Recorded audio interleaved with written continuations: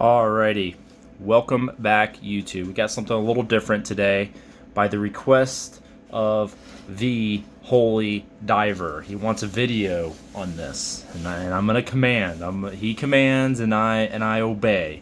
So here you go, Master. Here is your video. Holy Diver, and this is so I'm working on something different than painting this week. Holy Diver said something in his he has a show called The Holy Diver's Pit. And he said something years ago when I was watching it, and I couldn't agree more. And I think it's the most true thing he's ever said in any of his shows. As a war gamer, the most important commodity, the most important resource you have is time. You will never have enough. I don't care if you have $1,000,000 in the bank. You will never have enough time in this hobby. You just won't. I mean, I'm not a millionaire, but I can pretty much afford whatever miniatures I want. And this is not GW, because I know there's people out there that spend $10K a year on GW plastic. Okay? And if you have that money, you're free to do with whatever money you have, but that is just fucking bananas. I don't think I have $10K of metal and plastic in my entire collection, not even close. So just to spend that kind of much in just 1 year is just mind-boggling. But there's people that do that and who play that game. But even then, you still need to build, paint, organize, and build your armies. And when I said build twice, but what I specifically mean is set them up to how you want them to be, your units and your types of units, and how many men in each unit, and blah blah blah, the game system you're playing. And that all takes time. It takes lots of time. I didn't paint in January. I'm only 250 miniatures down for the year. I wanted to be at 250 July 1st. So my goal was by December 31st be 500 done. I'm down. I'm down, 50, 60 miniatures from where I'm supposed to be. I'm still really going to push for 500 miniatures. We'll see if I get there. But I don't have enough time. And so commission work has never interested me. I know there's a lot of people out there that will buy box sets, will buy a Vitrix or Warlord set, paint it up, and then put it on eBay. Okay? Just to make some profit, or maybe even fund their hobby. And if you need to do that to fund your hobby because you like painting, but you need to, be net neutral on your balance sheets, so the wife doesn't get mad at you, that there's nothing wrong with that. I don't like that because I don't have enough time to paint what I want. So I don't do that. Now, Holy Diver had a proposal for me, and it was, hey, I got 36, 48 cavalry figures that need rebasing. Rebase them, and I'm going to give you something better than money. And the only thing that's better than money to me is something that saves my time in this hobby. And he had exactly something that I wanted that's going to save me time. So without further delay, here's what we got going on here. As you can see in front of you, we have some multi-based cavalry. There are 6 cavalrymen on that multi-base. Here are their brothers. These are Republican Roman guys, all Warlord medals. And for some weird reason, he decided to put an Imperial Praetorian on one of them. You'll have to ask him why. I do not know. But he did these, I think, primarily for Hail Caesar. But the way he did these was actually really cool. He got some scatter terrain, and some large pieces of scatter terrain, like pillars and just stone stuff, that you can hold the miniature by. And this is robust. Like, you can play these. And it's so you don't damage your miniatures, and so you can move them around very, very easily. And it is great. And he had about 6 stands of this stuff. Well, we're playing WAB, we're playing Sword Point, and the multi-blasing stuff just doesn't work because you need to have units of 6 to 10 to 12 to 18, whatever it is. You need to be able to have, you can multi-base, maybe two to a base, but they need to be on a on a 25 mil frontage, right? So that way everything kind of matches up between your opponents. And that's pretty much the standard convention of almost any of the war games. Infantry works off of a 20 mil frontage, cavalry off of a 25 mil frontage. So he wanted these rebase. And this is what he was actually offering. He said, I'll give you all of this right here. And he was going to give it to me because, as you can tell with the round spined shields there, these are actually Republican. These are Roman Republican cavalry that he painted up. And he doesn't have any Republican Romans. He has Imperial Romans, so they don't really fit his collection. And so he's bought in other cavalry anyways. And so he's like, hey, you rebase the rest of my Imperials and Celts, and I'll give you these. And I was like, deal. Because this is going to end up being the Praetorians going back to him because he has other Praetorians in the purple cloaks. And that's going to go back with his other Praetorians. But essentially, I'm getting 10 fully painted Republican cavalry guys. And that is a huge time saver for me. Now, the money's nice because, 10 cavalry, I mean, you're looking at, 30 to $40 to be able to buy metal cavalry like that from Foundry or anything else. So it's a huge, it saves me a little bit of money, but it saves me time because I don't have to paint them. And I did want these are styled in the later Republican style. They have muscle cuirasses and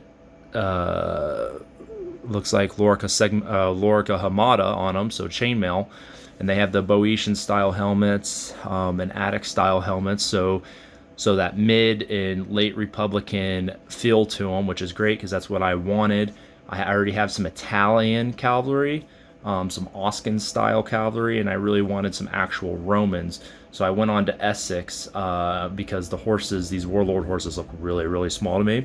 And I ordered a commander and a standard bearer to get them to 12.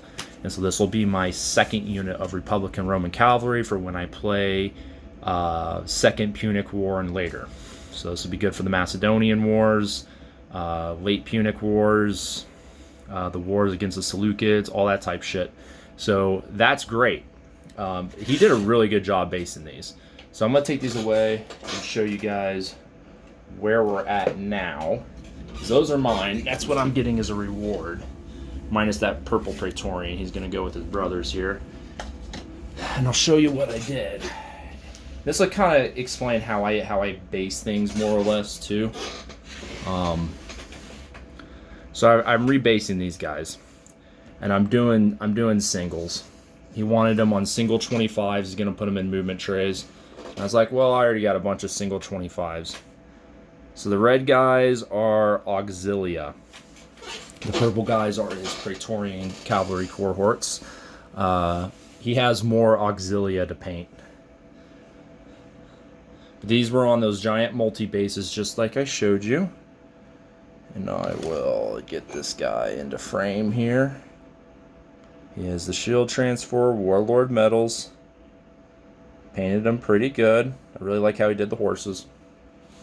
But yeah, so he had some of those guys. And all I did is I just put them on MDF 25 by 50s. I get them from Litco Games. They're 3mm plywood, not MDF. I don't use MDF bases. Why? Because they warp. Warping is bad. These are a little bit cheaper than plastic ones you can buy. Definitely cheaper than the plastic GW stuff you can buy. I like the 3mm. The reason why I like the 3mm, it's enough gib that on the table I can pick the miniature up by the base. If you get anything less than the 3mm, you can't. And this is the problem. I use these because I'm a cheap bastard and I don't like to waste stuff. But that's a flat warlord circular base. You can't pick, there's no getting this. You can sometimes pry your nail under it, but it's very hard. Those flat bases are really hard to pick up. And, oh no, I'm losing my camera again. Uh-oh, stay with me, baby.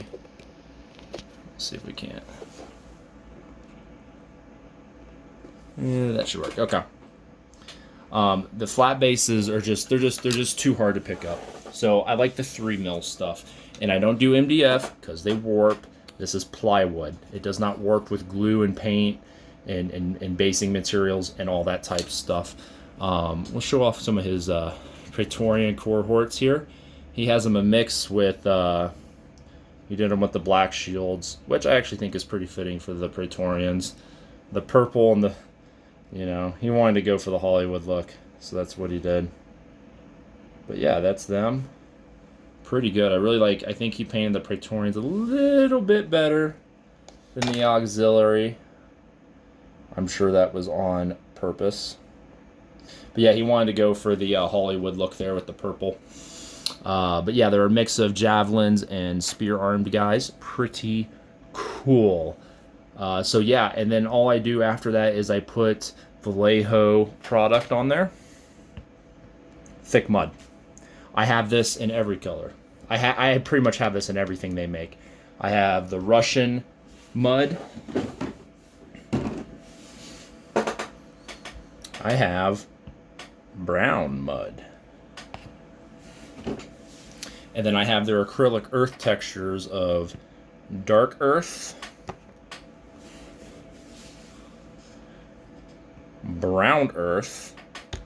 I also have the desert sand one. It's outside my garage. And then I did have the European mud texture, but I ran out of it. So I'll probably order another one. But yeah, I have like all of the mud colors. Very useful because I just find it's a time saver and it looks really good. You can still dry brush it. Some of them have a glossy sheen to them to look wet like mud. And all you need to do is I guess you could either put a matte varnish on it, or I just dry brush it with a brown to give it some variation in color as well. But yeah, that's what they look like, and not much else to them. I'll show off some of the Celtic guys because he had more Celts than anything else, and his Celts are really well done as well. He had 22 Celts, and I'll just show off a few here. Just show off the selection here. You can see here, this is what they look like on the individual bases. Oh, so we got our 4 guys here. This is his standard bearer. These are also metal warlords. Pretty cool. Did really good with the what was it called? The washes there. Give the good definition of the muscles. You can see all the musculature. Yeah, pretty cool. And so he has 22 of these guys, and I'm going to be doing them the same manner.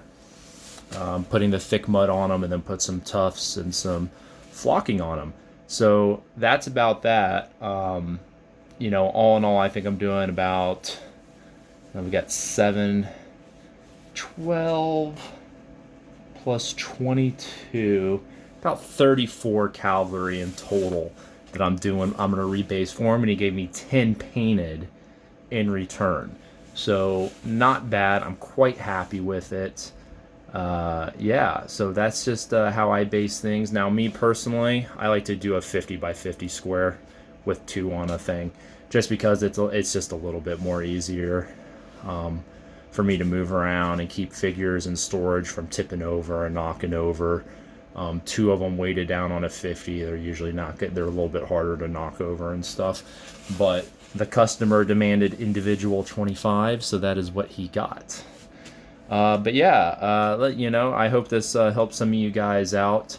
I've had to learn about basing just by learning, trial and error, and what I like and what I don't like, and I watch some of y'all's videos and see what you guys do, and you know, take note.